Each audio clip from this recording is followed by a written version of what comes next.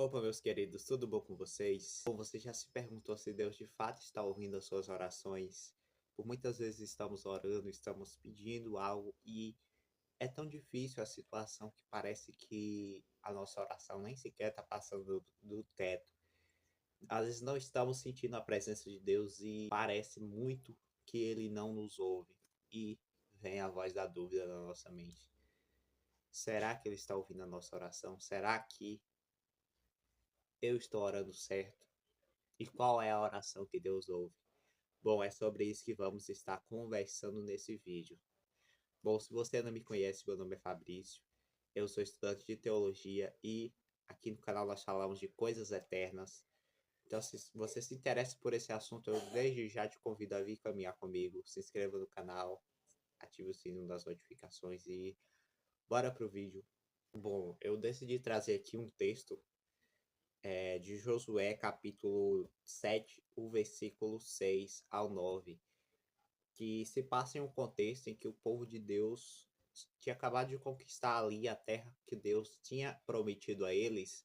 Eles tinham vencido uma cidade bem grande, tinham derrubado muralhas, e tudo isso no poder de Deus, tudo isso com a ajuda de Deus, não porque eles eram poderosos, mas aí eles começam a perder a batalha de uma forma vergonhosa até. Homens são enviados à cidade de Ai, apenas 3.000 homens, né, o que é dito no texto, já que eles eram muito pequenos, era um povo não tão grande, o povo da cidade de Ai. Mas nós vemos que o Senhor não estava com eles nessa batalha e eles começaram a perder. E ali 36 homens foram mortos. E naquele momento Josué cai sobre o chão, ele se prostra diante da Arca da Aliança, que simbolizava a presença de Deus no meio do seu povo. E ele faz uma oração que muda toda a história. E vamos ler o que está escrito em Josué, o versículo 6 ao 9. Então Josué rasgou a sua roupa e se prostrou com o rosto em terra diante da arca do Senhor até a tarde. Ele e os anciãos de Israel e puseram pó sobre a cabeça. Josué disse: Ah, Senhor Deus, por que fizestes esse povo passar o Jordão para nos entregar nas mãos dos amorreus, para sermos destruídos? Antes tivéssemos nos contentado com ficar do outro lado do Jordão. Ah, Senhor, que direi? Porque Israel virou as costas diante do seu inimigo. Quando os cananeus e todos os moradores da terra ouvirem isso, nos cercarão e apagará o nosso nome da face da terra. Então, que farás ao teu grande nome? Então, aqui, meus irmãos, nós vemos que a atitude de Josué diante daquele cenário foi se humilhar. Se humilhar, e a Bíblia diz que, de fato, os humilhados, aquele que se humilha, melhor dizendo, será exaltado, mas aquele que se exalta será humilhado. Em um estado de quebrantamento, de lamento, ele começa a se perguntar por que o Senhor está permitindo isso.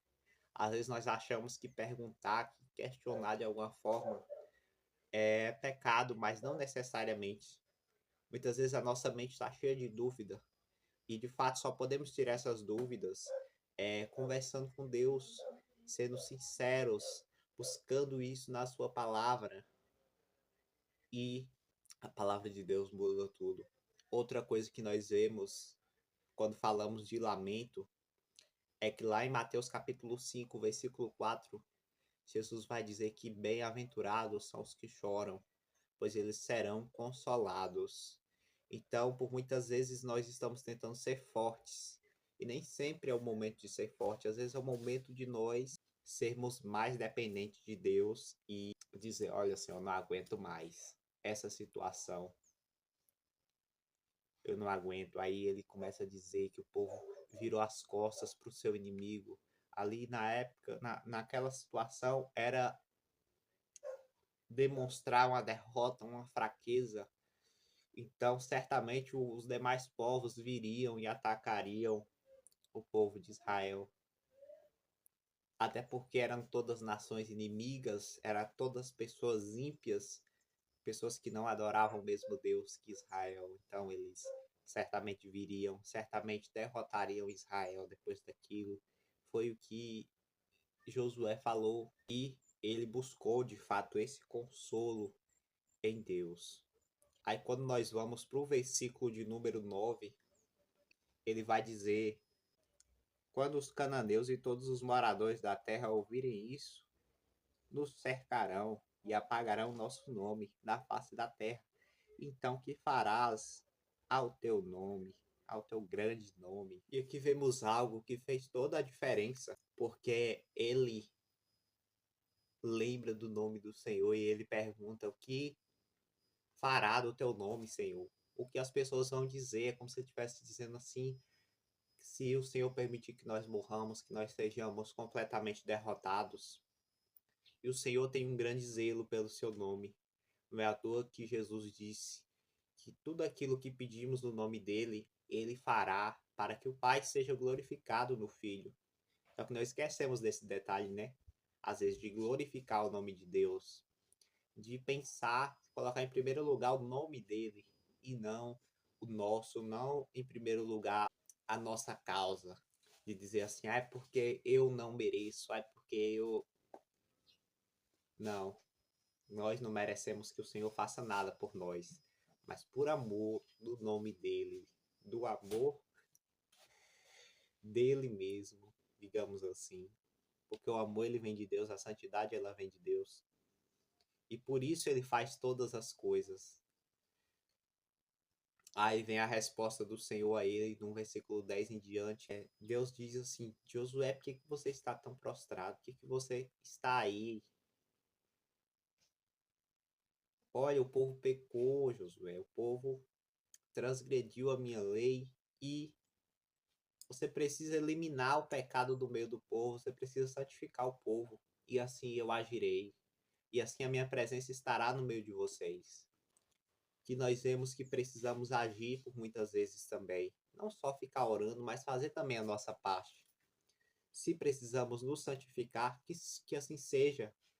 Precisamos fazer algo para que as coisas aconteçam, que assim seja. Lógico que nós não vamos agir por Deus, mas nós devemos dar passos de fé por muitas vezes. Tem um momento de orar, mas tem também um momento de agir. E aí sim Josué agiu. Josué descobriu quem tinha pecado, que foi um homem chamado Acã, e esse homem foi eliminado no meio do povo, porque por causa dele, 36 pessoas haviam sido mortas, 36 homens perdendo suas vidas por causa de um só pecado, aquilo que às vezes parecia pouco, que foi roubar o utensílio lá da guerra que houve lá em Jericó, onde não poderia pegar nada, mas ele decidiu pegar. E isso se tornou um problema muito grande, a ponto de Deus não ouvir mais o povo inteiro. Então aí você entende por que por muitas vezes Deus não faz aquilo que nós pedimos. Às vezes é como se ele não escutasse a nossa oração.